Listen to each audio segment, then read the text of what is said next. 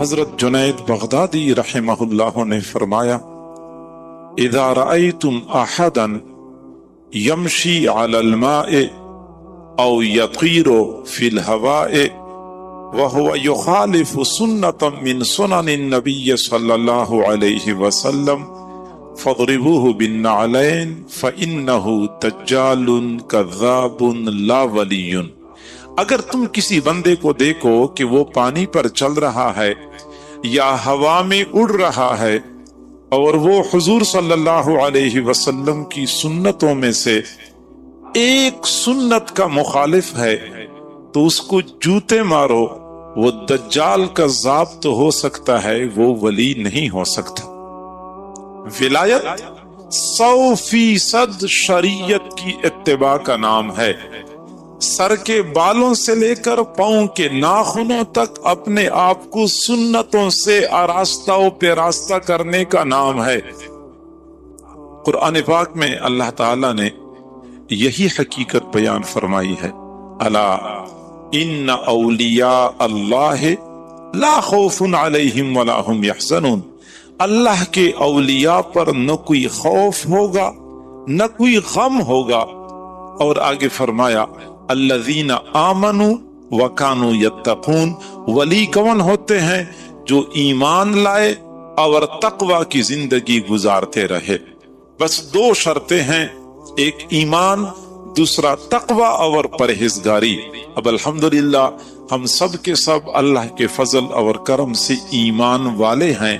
اب ایک قدم تو ہم طے کر چکے ہیں، اگلا قدم باقی ہے کہ ہم اپنے آپ کو گناہوں سے بچائیں، تقوی پرہیزگاری والی زندگی اختیار کر لیں۔ جس بندے نے ایک ایک کر کے سارے گناہوں کو چھوڑ دیا، وہ دعویٰ نہ بھی کرے، وہ پھر بھی ولایت کے مرتبے پر فائز ہے۔ اور جس بندے نے گناہوں کو نہیں چھوڑا، تقوی کی زندگی کو اختیار نہیں کیا، تو قرآن مجید کے فیصلے کی روح سے وہ بندہ ولی ہو ہی نہیں سکتا۔ ولایت تقوی اور پرہیزگاری کا نام ہے۔ حضرت مولانا اشرف علی تھانوی رحمت اللہ علیہ فرمایا کرتے تھے کہ ہمارے تصوف کا اصل مقصد یہ ہے کہ بندے کی رگ رگ اور ریشے ریشے سے گناہوں کا کھوٹ نکل جائے، پورا سراپا شریعت مطہرہ کے سانچے میں ڈھل جائے، گناہوں سے پاک صاف زندگی بندے کو نصیب ہو جائے۔ یہی ہمارے تصوف اور سلوک کا مقصد ہے۔ اور پھر فرمایا کرتے تھے کہ جس نے اڑنا ہے یا اڑانا ہے، رونا ہے یا رولانا ہے، وہ کسی اور طرف چلا جائے۔ جس نے حقیقی معنوں میں انسان بننا ہے، وہ ہماری طرف آ جائے۔ اور میرے بھائیوں، حقیقت یہ ہے کہ نیک اعمال کرنا آسان، نمازیں پڑھنا آسان، روزہ رکھنا آسان، زکوٰۃ کی ادائیگی آسان، گناہوں سے بچنا نہایت مشکل کام ہے۔ اور جب تک گناہوں سے نہیں بچیں گے تب تک بات نہیں بنے گی۔ ہم اپنے معاشرے میں دیکھتے ہیں، بلکہ ہم میں سے کئی لوگ اپنا حال اچھی طرح جانتے ہیں کہ نماز کی پابندی ہو رہی ہے، روزے تو ہم اہتمام سے رکھتے ہیں، تلاوت باقاعدگی سے کرتے ہیں، زکوٰۃ صدقات کی بھی ادائیگی کرتے ہیں، لیکن اس کے باوجود نگاہوں پہ کنٹرول نہیں ہے، زبان قابو میں نہیں ہے، دل و دماغ کے خیالات درست نہیں ہے، جھوٹ نہیں چھوڑ سکتے، بدنگاہی نہیں چھوڑ سکتے، غیبت نہیں چھوڑ سکتے۔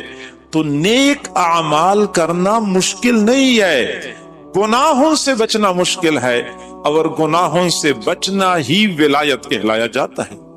جس دن آپ کی نگاہیں قابو میں آ گئی، زبان پہ کنٹرول ہو گئی، کان کا سننا شریعت کے مطابق ہو گیا، دل و دماغ کے خیالات صاف ستھرے ہو گئے، کمانے میں حلال اور حرام کا فرق ہم نے کرنا شروع کر دیا، پھر سمجھنا چاہیے کہ اللہ نے ہمیں اپنے اولیاء میں شامل کر دیا۔ تو لہذا ولایت کا درجہ پانے کے لیے زیادہ پاپڑ نہیں بیلنے پڑتے، صرف 2 کام کرنے ہوتے ہیں۔ قرآن ہمیں کہتا ہے الذین آمنوا وکانوا یتقون، ایمان اور تقوی، یہ 2 صفات جس بندے میں آ گئیں اس کو ولایت کا درجہ حاصل ہوگی۔